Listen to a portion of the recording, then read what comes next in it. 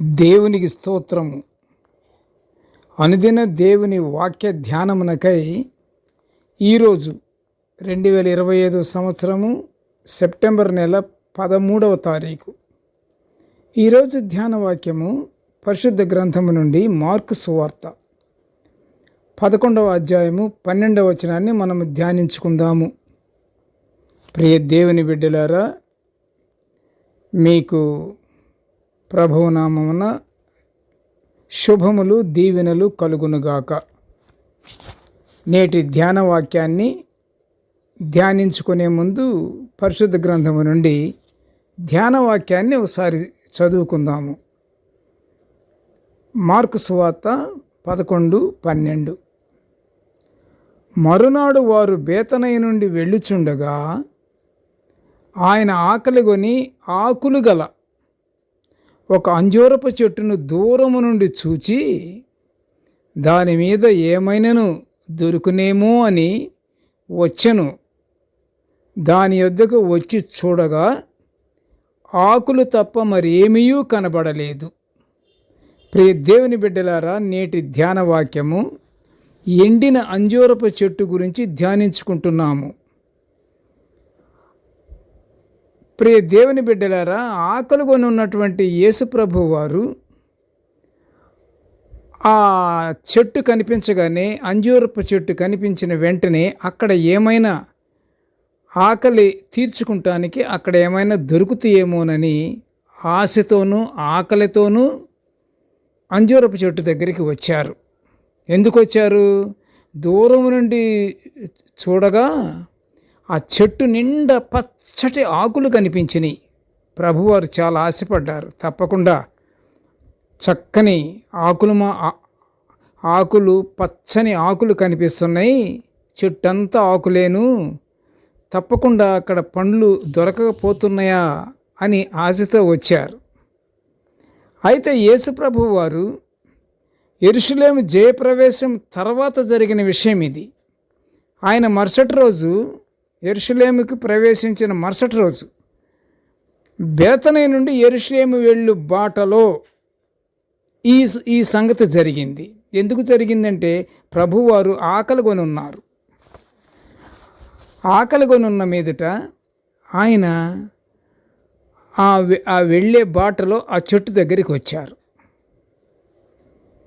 యేసు ప్రభువారు ఆకలిగొని ఆకులు గల అంజూరపు చెట్టు దగ్గరికి వచ్చి చూడగా అక్కడ ఏమైనా దొరుకునేమో అని ఆశగా ఉన్నారు కదా. అక్కడికి రాగానే ఆయనకి ఆ ఆకులే కనిపించినాయి, కానీ అక్కడ ఏమీ కనిపించలేదు. దట్టమైన చెట్టు బాగా ఉంది, కానీ ఫలాలు లేవు.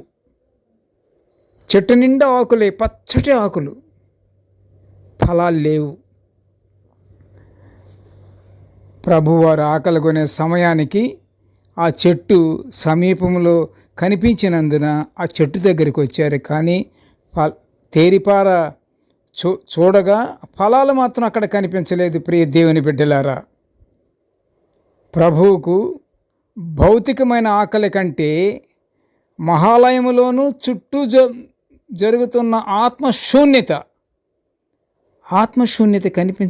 అక్కడ కనిపిస్తుంది ఎక్కువగా. దానికి అక్కడ చుట్టూ జరుగుతున్నటువంటి ఏమి నిస్పృహ నిరాశ కనిపించింది. అలాంటి తంతు ఆయనకి కోపం తెప్పించింది ప్రభువారికి. ఆ చెట్టుకి ఏమీ ఫలాలు లేవని, ఇక మీదట ఆకలి మీద ఉన్నారు కదా, రాగానే లేవు, పైగా అది పచ్చగా కనిపిస్తున్నందువల్ల వచ్చారు, ఆయన ఖచ్చితంగా ఉండుంటాయని. అంతే, ప్రభు వారికి విసుగు వేసింది. ఇక మీదట నువ్వు ఎప్పటికీ కాపు కాయకుందువు గాక అని ప్రభువు వారు చెప్పినందున ఆ చెట్టు తక్షణమే ఎండిపోయింది. ప్రియ దేవుని బిడ్డలారా, ఇది చక్కని సాదృశ్యము. కనిపిస్తుంది కానీ, పచ్చగా ఉంది కానీ, ఎదిగుంది కానీ, పెద్ద వృక్షంగా ఉంది కానీ అక్కడ దానికి ఫలాలు లేవు. ఫలం లేకపోతే లాభమే ఉంది. అలాగే ఇది చక్కని సాదృశ్యము. ప్రతి ఒక్కరు కూడా అందరూ దేవుని యందు భయభక్తులు కలిగి ఉంటున్నారే కానీ భయము లేదు, భక్తి లేదు. అందరూ దేవునికి ప్రార్థిస్తున్నారు కానీ అది ఆత్మీయత ప్రార్థన కనిపించట్లేదు. అందరూ తల్లిదండ్రుల్ని పోషిస్తున్నారు, చూస్తున్నారు కానీ అనేక మంది తల్లిదండ్రులని అనాథశాలల్లో పెడుతున్నారు. ఈ రోజుల్లో ఎంత విచారకరము. ఒక్కొక్క బిడ్డలైతేనేమో తల్లిదండ్రుల్ని హత్తుకొని రకరకాల సేవలు, ఎవ్వరు కూడా చేయరనేటువంటి సేవలు చేస్తున్నారు బిడ్డలు. దేవుడు కాపాడునుగాక. హల్లెలూయా. అలాంటి బిడ్డలు ఎక్కడో ఉంటారు, అరుదు. అలాంటి బిడ్డలు నిత్యము నిద్ర లేచిన దగ్గర నుండి తల్లిదండ్రులకి సేవ చేయటమే ఎక్కువ. బిడ్డలకి ప్రతి ఒక్కటి కూడాను హాయిగా, ఈ రోజుల్లో అలాంటి తల్లిదండ్రులు సుఖంగా హాయిగా 70-80 సంవత్సరాల మధ్యలో ఉన్న ప్రతి ఒక్కరు కూడాను ఏమాత్రము కష్టపడి పని చెయ్యలేక, దొరలలేక, నడవలేక, కూర్చోలేక ఉన్నటువంటి తల్లిదండ్రులు, వృద్ధాప్యంలో ఉన్నటువంటి తల్లిదండ్రులు ఆనందంగా గడుపుతున్నారు. ఎంత ఆనందకరము, ఎంత దీవెనకరము ఆ బిడ్డలకి. అలాంటి బిడ్డలు ఎక్కడో అరుదు. ఆ బిడ్డలను, ప్రతి ఒక్క బిడ్డని దేవుడు దీవించుగాక. ఆ బిడ్డలకు కావలసిన కొరతలు దేవుడు అనుగ్రహించుగాక. దేవుడు సహాయము చేయునుగాక. అభివృద్ధి పదములోకి దేవుడు రప్పించునుగాక. అలాగే నిన్నటి దినాన యెరూషలేము నగరాన్ని చూచి ప్రభువు విలపించాడు. అలా విలపించినట్లుగా మీకు లూకా సువార్తికుడు తన సువార్తలో 19వ అధ్యాయం 41లో వ్రాయబడి ఉన్నది. యెరూషలేమును చూచి విలపించాడు. ఇక్కడ ఎలా ఉందంటే, ప్రియ దేవుని బిడ్డలారా, అంజూరపు చెట్టుకి ఆకులున్నాయి కానీ ఫలాలు లేవు. అలాగే యెరూషలేము అంతా యూదులే కానీ ఆ యూదులలో క్రీస్తు ప్రభువు లేరు. అది ప్రభువారి యొక్క వేదన.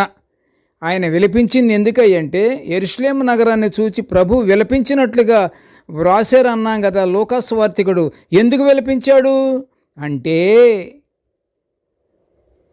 ప్రభువుని తలంచుకుంటున్నటువంటి, ప్రభువుని సేవించుచున్నటువంటి ఈ యూదులకి యేసు ప్రభు వారు లేరు. ఆయన లేరు, అందులో వాళ్ళ హృదయాలలో లేరు. అంజూరపు చెట్టు చుట్టూ ఆకులున్నాయి కానీ ఫలాలు లేవు. యూదులకి ఎప్పుడు ప్రభువారే కానీ ప్రభువు లేడు వాళ్ళల్లో. కనుక ప్రియ దేవుని బిడ్డలారా, మనమేమి చెయ్యాలి? మనం ప్రభువుని స్మరించుకోవాలి, ప్రభువుని మనము ఘనపరచాలి, ప్రభువుని మనం స్తుతించుకోవాలి. దేవుడు శత్రువుల నుంచి తమను విడిపిస్తాడు అని యూదుల నిరీక్షణ. యూదులకి తెలిసింది ఒక్కటే, ప్రభు ఎక్కడున్నాడో మాత్రం తెలియదు. మనల్ని ప్రభు విడిపిస్తాడని మాత్రం ఉన్నది వాళ్ళకి ఆ నిరీక్షణ. అయితే యేసు వచ్చినప్పుడు వారు ఆయనను రక్షకుడుగా అంగీకరించలేదు. ఎంత దుఃఖ విషయము ప్రియ దేవుని బిడ్డలారా. ఆయన్ని ప్రభువుగా అంగీకరించలేదు, ఆయన మన రక్షకుడుగా అంగీకరించలేదు. ఎవరు? యూదులు. యూదులు ఎక్కడున్నారు? యెరూషలేములో. ఎంత శోధనకరమైన విషయము. దుఃఖములో ఉన్నవారికి, బంధకాల్లో ఉండి నలిగిన పేదవారికి శుభ సందేశాన్ని అందించే రక్షకుడు వస్తాడు అని ఇశ్రాయేలు ప్రవక్తలు ప్రవచించినా యూదుల దగ్గరకు వచ్చిన రక్షకుడైనటువంటి యేసుక్రీస్తును వారు రక్షకుడుగా అంగీకరించలేదు. ఎంతమంది ప్రవక్తలు ఎలుగెత్తి చెప్పారు. యెషయా ప్రవక్త ఆయన తరములో 700 సంవత్సరాలకు ముందరే ప్రకటించాడు, రక్షకుడు వస్తాడు అని. పరిశుద్ధ గ్రంథములో ఉన్నది. పరిశుద్ధ గ్రంథములో అనేక ప్రవక్తలు, ఎంతమందో ప్రవక్తలు ఎలుగెత్తి చెప్పారు. కానీ యూదులకి నమ్మకం ఉందా? నమ్మకం లేదు. అంజూరపు చెట్టు ఉన్నదా? ఉన్నది. అంజూరపు చెట్టుకి ఆకులు ఉన్నాయా? పచ్చటి ఆకులు ఉన్నాయి. పండ్లు ఉన్నాయా? పండ్లు లేవు. ఇంకా దేని కొరకు అది? దేనికి ప్రయోజనం? నువ్వు ఎండిపో అన్నాడు ప్రభువారు. వాళ్ళు అంగీకరించలేదు. ప్రియ దేవుని బిడ్డలారా, యెరూషలేము యూదుల రాజ్య హృదయ సంకేతం. యెరూషలేము అంటే మాటల, అది యూదుల రాజ్యానికి హృదయ సంకేతం అటది. దేవుడు సాక్షాత్తు నివసించే స్థలంగా దీనిని భావించారు. ప్రతి భక్తుడు, ప్రతి ప్రవక్త, ప్రతి ఒక్కరు కూడాను అది దేవుడు సాక్షాత్తు నివసించే స్థలం. అది అనేక చోట్లలో ఉన్న యూదుల జీవన సరళికి యెరూషలేము ఒక చుక్కాని. ప్రియ దేవుని బిడ్డలారా, యెరూషలేము ఎవరికి? యూదుల సామ్రాజ్యానికి, యూదుల జీవనానికి అది ఒక సరళి. యెరూషలేము చుక్కాని. దానిని ఈ దినం ప్రభువు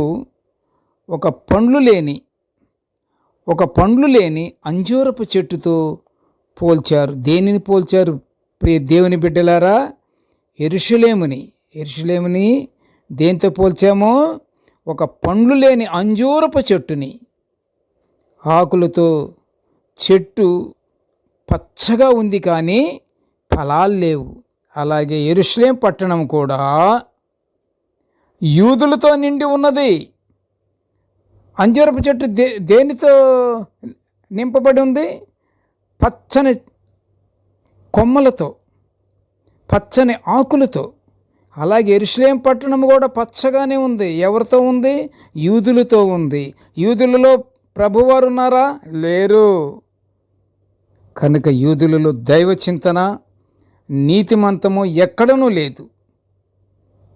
దైవ చింతన, నీతిమంతము ఎక్కడా లేదు.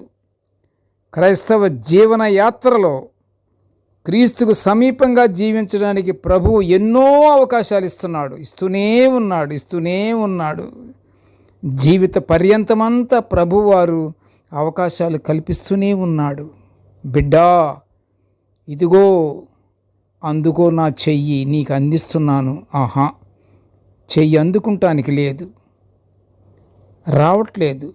అయితే ప్రియ దేవుని బిడ్డలారా, ఒకటి గుర్తుపెట్టుకోండి. శాంతికి, దేవుని నీతికి, రెండిటికి, శాంతికి, దేవుని నీతికి చిహ్నమైన క్రైస్తవ జీవితం ఆ గుర్తులు చూపనప్పుడు, ఏ గుర్తులు? క్రైస్తవ జీవితానికి శాంతి, దేవుని నీతి అనే గుర్తులు చూపనప్పుడు, వేళ్లతో సహా ఎండినప్పుడు ఏ తోటమాలి కూడా మన పక్షంగా వాదించి మనల్ని రక్షింపలేడు. ప్రభువు చూపెడుతున్నాడు, రండి నేనున్నాను, నా చేతులు అందుకోండి అంటున్నాడు. కానీ ఆ తోటమాలి కూడా రక్షింపలేనటువంటి పరిస్థితులు ఉన్నాడు. ప్రియ దేవుని బిడ్డలారా, దేవుడు మనకి దారి, ఆ మార్గం మనకి చూపెడుతున్నప్పుడు మనం అందుకోలేనప్పుడు, మన రక్షకుడైనటువంటి మన తోటమాలిగా ఉన్నటువంటి మన ప్రభువు వారు కూడా ఏమాత్రము వాదించలేరు. ఆయన మన పక్షముగా వాదిస్తున్నారు. దేవుని దగ్గర వాదిస్తున్నారు మన ప్రభువు వారు. అయినను ఆ వాదనకి సరైనటువంటి అవగాహన ఉండి కలుపుకుంటే మనము తప్పకుండా మన మాట, దేవుని మాట, ప్రభువారి మాట ద్వారా దేవుడు అంగీకరిస్తాడు, మనకి రక్షణ అనుగ్రహిస్తాడు. కనుక ప్రియ దేవుని బిడ్డలారా, మనము రక్షణ పొందటానికి, మన రక్షణకై దేవుని నిత్యము ప్రార్థిస్తూ ఆ పరలోకాశీర్వాదాలు పొందుకుందాము. ప్రార్థన చేసుకుందాము. కృపగల తండ్రి, జీవముల నాయనా, నీకు స్తోత్రాలు. కృపగల తండ్రి, నీ పాదములకు స్తోత్రములు నాయన. ఇదిగో తండ్రి, నీ దివ్యమైనటువంటి వాక్యాలను, నీ దివ్యమైనటువంటి అర్థాలను, దేవా, నీ దివ్యమైనటువంటి భావాలను మేము నిత్యం ఇలా ధ్యానించుకునే గొప్ప భాగ్యాన్ని మాకు అనుగ్రహించినందుకు నీకు స్తోత్రములయ్యా. తండ్రి, నేటి ధ్యాన వాక్యాన్ని వినుచున్న ప్రతి బిడ్డను ఆశీర్వదించు తండ్రి. ప్రతి బిడ్డకు రక్షణ అనుగ్రహించు నాయన. నీకు స్తోత్రాలు తండ్రి. ప్రభువా, మమ్మల్ని అందరినీ దీవించి ఆశీర్వదించు తండ్రి. దేవా, మేము ఎట్టి పరిస్థితుల్లోనూ అపవాదికి మేము లోనవ్వకుండా తండ్రి, మాలో దేవా నీ నిండైనటువంటి వెలుగును నింపి ప్రభువా, మేము ఎల్లప్పుడూ నీ సన్నిధిని తండ్రి నీకు ప్రార్థించుకుంటూ, నిన్ను స్మరించుకుంటూ, నిన్ను మహిమపరచుకునే భాగ్యాన్ని మాకు అనుగ్రహించమని ఈ మనవులన్నీ యేసయ్య పుణ్యనామమున వినయముగా వేడుకొనుచుంటున్నాము తండ్రి. ఆమేన్. దేవుడు మనలందరినీ బహుగా దీవించుగాక. ఆమేన్, ఆమేన్, ఆమేన్.